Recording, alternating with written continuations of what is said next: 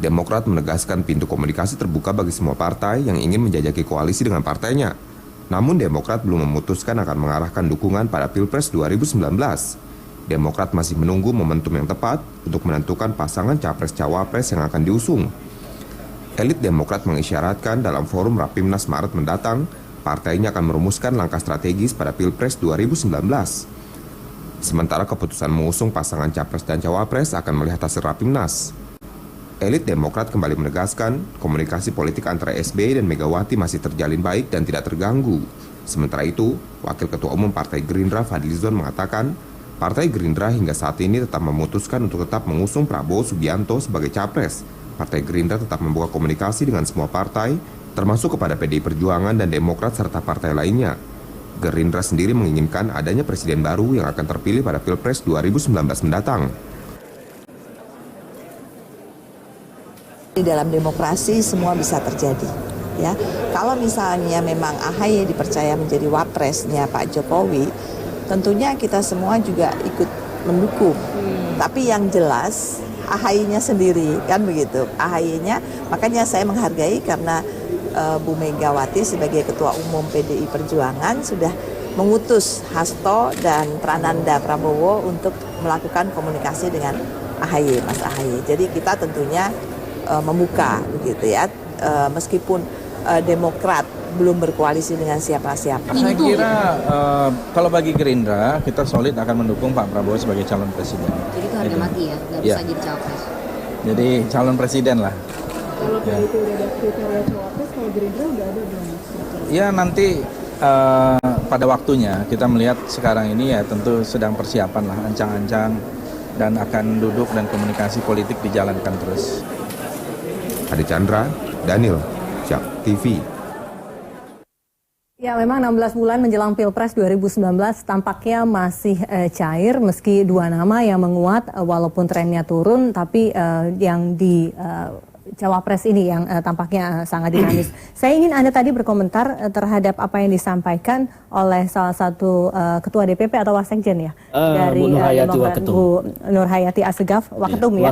Waketum, Anda mengatakan ada pertemuan nih antara Mas AHY dengan PDIP dan tidak tanggung-tanggung begitu. Yang diutus bertemu oleh Bu Mega, bertemu Mas AHY adalah Prananda, anak Bu Mega sendiri, dan Pak Hasto begitu ya. Iya, memang betul. Benar demikian? Ini kan sebetulnya sudah dimulai dari waktu ketika Mas AHY itu roadshow dulu ya, ada ketemu Pak JK, dimulai ketemu Ahok segala macamnya, dan beliau sudah minta waktu itu ke Bu Mega juga untuk izin menghadap, bertemu. Tapi belum ada waktu itu. Ya. Nah, pas ketiga di KPU juga karena duduknya bersebelahan, Mas Agus juga menyampaikan lagi niatnya, Bu mau izin ingin menghadap Ibu berbincang-bincang. Tetapi sebetulnya apa yang diinginkan Mas Agus itu awalnya bukan pada pertemuan politik ya. Dia ingin menghadap sebagai anak muda, ingin belajar dan berguru, menyerap ilmu dari Bu Mega sebetulnya. Tetapi Bu Mega menugaskan Prananda dan Mas Hasto sebagai sekjen, dan Mas AHY sangat menghormati itu, menghargai. Tinggal ini saya dengar lagi pengaturan waktu ya, menyamakan dan tempat, waktu. Nah, nanti jadi yang bertemu Mas Prananda dengan Hasto bertemu AHY atau AHY yang bertemu mereka berdua. Ini soalnya beda ini. Kuat mana yang lebih kuat begitu ya. Dan tempatnya juga mungkin menentukan. Ini tidak layak untuk dibanding-bandingkan kuat-kuatan mana ya, tetapi ini sebetulnya memang awalnya bukan niatnya untuk pertemuan politik. Tetapi ya ini mungkin membuka silaturahmi karena memang selama ini kita tahu dan semua tahu bagaimana komunikasi Bu Mega dengan Pak SBY yang boleh kita katakan beku ya. Jadi ini mungkin karena generasi turun ke bawah, ya mudah-mudahan semoga menjadi cair. Tapi sama sekali tidak ada niatnya untuk meminta supaya jadi cawapres atau apa terhadap cawapresnya Pak Jokowi, karena kita tahu cawapresnya Pak Jokowi itu yang menentukan Pak Jokowi sendiri. Jadi kalau kita mau minta ya tentu kita akan minta ke Pak Jokowi, tetapi ini di luar itu. Tadinya silaturahmi biasa sebagai anak muda kepada orang tua menghormati. Silaturahmi yang berujung pada roadshow politik atau keputusan politik tertentu begitu ya. Ada bumbu politiknya. Ada bumbu politiknya. Bang Ruhut, Anda melihatnya seperti apa ini? Jadi tadi ini partai yang ini loh, partai yang paling kuat dan ada hubungan koneksitas yang cukup dekat dengan Pak Jokowi. Jadi kelewat pertama AHY itu ketemu Pak Jokowi. Ya, sudah. Pertama Pak Jokowi Betul, lupa. betul sekali. Ya, pertama Pak Jokowi. Dan di istana. Dan di istana dan makan dan kebetulan putra Pak Jokowi juga ada. Ya, Tempat ada pertemuan Mas itu Gibran juga waktu memang itu. menentukan ya. Jadi Apa yang Anda baca? Kalau kemudian bertemunya di istana berarti siapa yang menang, siapa yang kalah? Jadi memang Atau siapa yang lebih kuat, siapa yang lebih lemah? Bicara apa mungkin ada poros ketiga, kuncinya di tangan Pak Prabowo. Kuncinya di tangan Pak Prabowo. Apa maksud Anda? Kalau dia memang legowo, dia tidak, dia beri kesempatan, bisalah bermunculan ini. Karena apabila tetap beliau mau maju, ya, apalagi ya, kalau beliau nanti tahunya jadi wapresnya Pak Jokowi, ya, tetap dua kan, yang baru nongol. Oke. Yang baru nongol karena sudah ada kesempatan bersanding dengan Pak Jokowi. Putusan MK ya, setelah undang-undang dibawa ke MK 20-25% itu Berat untuk sekali. 3 susah, apalagi ini politik. Politik paling tidak ya sebelum 2024 ya kita dekat lah, ibarat pepatah lah. Apa itu? Di mana ada semut, di mana ada gula di situ ada semut. Itu penting. Dan Anda aku yakin gulanya adalah Pak Jokowi. Oh iya dong. Bisa jadi berubah last minute. Enggak. Pilkada DKI Jakarta juga berubah kok last minute. Oh enggak. Kalau Jakarta, jujur saja, kalau bukan karena sara, teror, fitnah, Ahok itu menang. Saya berani mengatakan tegas itu. Ya? Jangan emosi lagi. Ya. Itu sudah berlalu. Kalau itu, sekarang kan dicoba dengan PKI dengan ini, tapi udah nggak laku. Oke. Lihat aja. Kalau saya sekarang. baca Anda lebih mengarah ke Prabowo, Pak Jokowi Prabowo daripada Jokowi AHY. Kalau kita bicara Sekarang generasi begini, muda saya yang ini mengalihkan ke orang kepercayaan 2024. Pak SBY. Iya. Ya, saya Zaman tim dulu 8 untuk menentukan siapa wapres. Saya tahu jalan pikiran beliau. orang kepercayaan Pak SBY zaman dahulu. Iya. Karena Waktu ada yang zaman menentukan, sekarang nih. Waktu menentukan wapres. Iya. Ya. Tolong hormati Ibu Mega. Tadi itu wakil ketua umumnya yang perempuan itu nggak salah. Apabila AHY dikasih menjadi wapresnya Pak Jokowi, sama aja memberi karpet merah untuk dia 2024. Tidak mungkin saya kaitkan dengan saya tim 8 pada waktu menentukan siapa wakil presiden Pak SBY periode kedua. Oke. Jadi ada ketidaklegowoan begitu ya di tangan Bu Mega maupun Pak SBY sama-sama saling memberikan karpet merah untuk 2024. Karena saya tegas waktu itu cari paling tidak orang yang bisa membantu saya fokus dan tidak mencalonkan diri 2014 untuk menjadi calon presiden. Karena itulah keluar nama Budiono. Saya ingat sekali tuh, saya ikut, saya arsiteknya kan di dalam itu kan. Jadi, saya ingat. Jadi maksudnya bahasa sederhananya apa? Jadi bahasa sederhananya, saya lihat ya, siapapun wapres Pak Jokowi yang punya hak prerogatif, namanya Megawati Soekarno Putri, hormati dia. Dia ketua umum partai PDI Perjuangan. Kuncinya di tangan, hak prerogatif di beliau.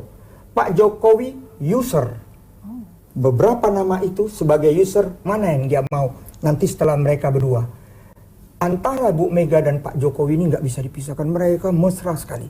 Jadi RI1 ini ya takluk di tangan Bu Mega? Oh tidak, user, enggak dong. Ini ada beberapa nama. Beliau tetap keputusan di tangan Pak Jokowi loh, user. Jadi kalau ada nama ini, Tadi nama berbeda ini, seperti yang Anda katakan di awal, kalau Bu hak Mega, prerogatif Ibu Mega. hak prerogatifnya Bu Mega Iya, untuk calon-calon ini, untuk calon-calon ini. Calon ini hampir semua ketua umum partai mau jadi wapres kok sekarang. Tapi aku ingatkan ya, Bu. Namanya ini kita di Jakarta Betawi, usahe boleh saja. Tapi rebutlah hati yang paling dalam Ibu Megawati Soekarno Putri. Supaya bisa nanti nama ini dikasih ke Pak Jokowi. Tinggal Pak Jokowi mau atau tidak. Ini kita belum tahu. Jadi tetap finalnya di tangan Pak Jokowi. Tapi semifinalnya di tangan Bu Mega. Ya, Ibu Mega apapun sekarang salah satu media. Tuku Umar banyak banget sekarang yang ngantri. Kan ke Ibu Mega, bukan ke Pak Jokowi. Ke Ibu Mega. Ya. Itu yang saya bilang, dia punya hak prerogatif untuk Pak Jokowi. Inilah nanti wapres kamu. Tinggal dia sebagai user. Jadi tidak mungkin Pak Jokowi ini akan memilih calon-calon yang tidak diusulkan oleh Bu Mega. Oh, tidak. Karena tidak mungkin. Keputusan ini di tangan mereka berdua. Jangan coba-coba. Jadi keputusan negara ini di tangan mereka berdua. Oh, untuk ini untuk presiden, itu bukan negara, untuk menentukan siapa wakil presidennya Pak Jokowi di tangan mereka berdua. Oke, ya Pak Abbas, saya ingin minta komentar Anda sebagai pengamat politik. Kita agak kesampingkan dulu hasil-hasil survei begitu. Banyak sekali omongan-omongan Bang Ruhut tadi yang mengejutkan. Keputusan menentukan siapa yang lolos atau tidak dalam semifinal lah, yang kemudian akan menjadi pendamping Pak Jokowi adalah Ibu Mega. Begitu, Ibu Mega adalah pembisik yang bisa dipercaya oleh Pak Jokowi. Benarkah demikian suasana politik yang terjadi di negara ini saat ini? Tempatkan itu dalam konteks bukan pembisik dalam hal ini Ibu Mega, tetapi juga tempatkan Pak Jokowi sebagai bagian integral dari PDIP. Pak Jokowi dicalonkan menjadi presiden atas rekomendasi dari Ibu Mega juga. Partai terkuat di negara ini saat ini adalah PDIP juga. Tapi PDIP yang paling terakhir atau paling tidak sampai saat ini yang terakhir menyatakan dukungannya terhadap Pak Jokowi loh. Tapi yang dua lagi nanti juga bakal nyusul kok. Ini bukan soal belakangan atau terakhir untuk PDIP, itu kadernya kok. Dia bisa di ujungnya udah jelas itu kadernya. Tapi bukannya ada isu-isu kemungkinan bisa terjadi politik ini masih cair begitu ya.